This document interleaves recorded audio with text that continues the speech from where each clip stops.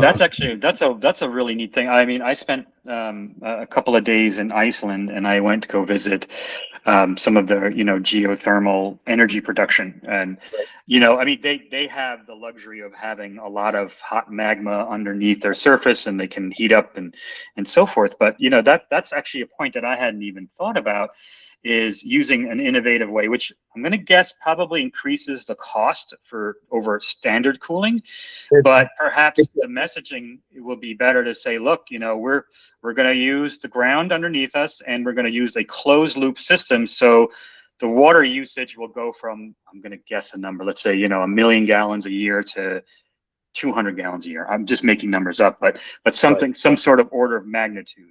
That's really, really cool. And you're currently working on a project like that.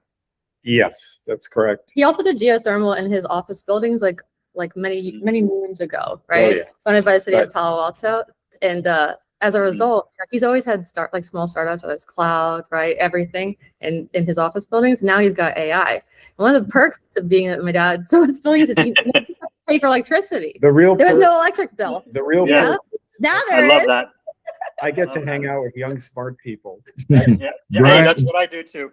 That's the fun part. But I remember that phone call I got from you. What was that, like 6 months ago? Yeah. It was about it was before GTC, and it was like, Jess, I've never had electric bill in the last 20 years. And these guys, I got a $14,000 electric bill this month. How do I gotta charge them, right? Brian, for people that are gonna listen to this podcast. The work that you describe, I'm sure environmentalists are going to say, with the work that you're doing, are you disrupting the ecosystem underneath the ground? With the work that you're doing, I don't know if you guys have done any sort of work or research behind what that process looks like, because undoubtedly you are, I would imagine, maybe going to increase the temperature slightly there. You are going to affect the ecosystem to an extent. So what does that look like? I just want to provide the opposite lenses for people that are listening. So in my world, or in the installation in question, the average temperature is, like I said, 66 degrees. With the geofield utilizing the earth, it kind of, depending upon summer, winter, it kind of goes 2 or 3 degrees up, and then 2 or 3 degrees down, because we also use the system for heating in the winter, and in the act of doing that actually chills the ground underneath the building. Got it. So, but with a data center, since it's only one way, then to your point, it may have a bigger impact. Yeah. All right, that's awesome. So I think we're getting close to our time, so I'm going to kind of ask a couple of questions to you all, and then we'll probably set it down. This has been a really wonderful talk, and I think what came out of all this is some possible new innovation and some ideas for, we definitely need to keep our eyes on the ball and so forth. But this is perhaps a tough question to answer, because it's going to ask us to predict into the future or forecast. But I'm going to start with you, Jess. 10 years out from now, when we look back at what we've been doing here with data centers and everything that's been going on, do you think we're being reckless, or do you think we're going to look back at it and say, well, we managed it well, or were we just reckless and had no clue? I think that we're seeing enough signs from leadership in the tech world, that they're they're figuring these things out, and they're seeing that we don't have the systems in place to keep up or to do the balance that we need, to make sure the longevity of everyone in America is good. So I really do think that it's going to take some growing pains over the next year or so, but I think we're going to get this right. And I think they're using their newfound wealth and power positions to try to get the policy that we need to be successful, right? We have to address energy issues this year if you want to stay in the game. And that's coming from not just me, it's Elon, all those guys are saying that, you know what I mean?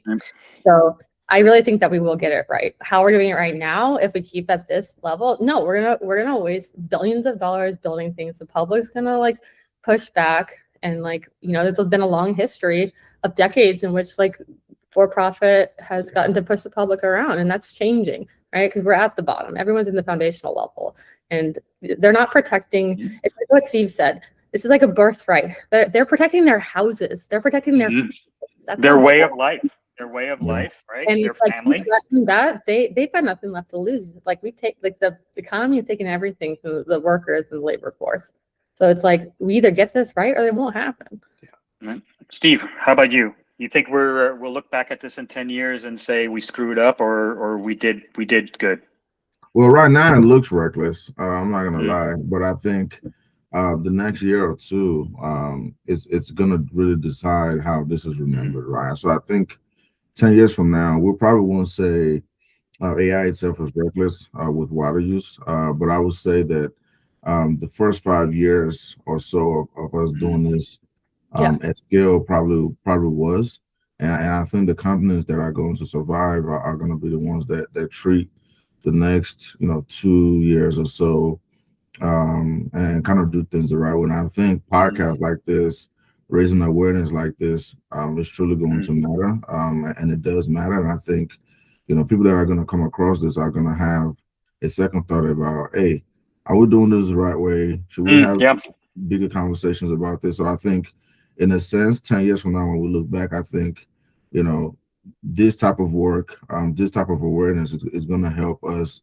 not say it was reckless. That's my hope, at least. Yes, exactly. Yeah. It's not too late right now, Yeah. We still have a little time, but like the people who are working it and like we all need to speak up and get engaged and help drive that, because it's not fair to expect that like a couple of individuals at different organizations have all of the answers. We need to also be like, groundswelling this, spreading the word, getting like best solutions, best ideas, and like helping.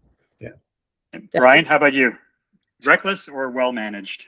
I think Steve is right. In the get-go, we're going helter-skelter. Yeah. The question is, will we go forward in an iterative sense where we identify our mistakes, make a correction, proceed, make a correction, proceed, make a correction? I think if we model that behavior, we can't not succeed.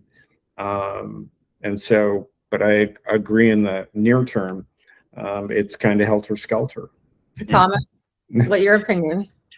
I think I follow the consensus that I think we're doing it very reckless. I deep down, when I was building machine learning applications and I was coding and I was just tinkering and whatever, I liked that feeling of move fast and break things, because it was all about like you fail forward and you fail forward fast, and I love that startup mentality, because that's innovation. To me, that's innovation, and that's what's driving our country forward. Right. However, though, my background in engineering and environmental impact statements and all that, and being somebody who really deeply cares about the environment and especially water after living in New Mexico for 5-6 years, I've come to appreciate how fragile the resources are, and how the attitude we've taken for many years is just like, oh well, nature will just recover. But we've seen the data, and nature is struggling in a very bad way. And so for us, I feel and I can understand a lot of the people who are pushing back, because without water, right, you're essentially giving a death sentence to people. Just today, I was reading on Reddit that Angel Fire, New Mexico, which I'm familiar with, has issued a water emergency. They're running out of water, right? And somebody ironically posted in the comments, said, "Oh, time to build a data center there," right? I mean, I know they're being sarcastic, but so I think it is reckless right now, and I think we need to look not only toward data scientists to figure out a lot of this stuff, but to environmental engineers, to civil engineers, to contractors, to people who build stuff, and look at it and say, we're taking a holistic approach. Maybe the innovation is geothermal. Maybe the innovation is a regional policy to create solar panels over parking lots, right, which we're not affecting, right? So I think there's a lot that can be done. I hope that our younger generation, especially Gen Z, who are kind of like really against AI, take an approach of like, let's get together with everybody and let's try to fix this, as opposed to taking an attitude of like, well, it's too late, what are we going to do, right? So that's how I feel about it. I think we are being reckless, but I hope, from Brian's standpoint, I hope we do it as an iterative process and try to make it better. Great. I mean, we have to, you know, Yep. otherwise we have to, and like those solutions will be local, you know, what they are. Yep. And like it's those local people, you know, community groups and churches and universities and the people that are already ingratiated at the local level that know, right, what the huge issues and constraints are. They have to be at the table, you know. Yep. All right, great. The same. So Thank you, Tom. thanks, Tom. One more last question before we hang up, and then we're just going to go across the panel, start with the McDonald's. One thing, when we hang up this podcast, what's one thing that you want the audience to walk away with thinking about? Jess? It's not too late. Like, get involved, you know, be vocal, share your opinion, be authentic, you know. It's like, I know that there's a lot of like concern about like talking different interests and like speaking out and stuff, but if we all work together, this is America. Like, we've got this. It's America. She's a patriot. She does this, right? We can do it, right? But like, seriously, we have faced far worse conditions than this in like the 1930s and stuff, and we pulled it together. So if we did it once, we can do it again. And now we have AI to help us. So go use your experts and get involved, you know, and carve your space. And like, let's make America, you know, again. But really, like, let's make it for everybody, you know. Let's lead. Let's not react anymore. We can do this.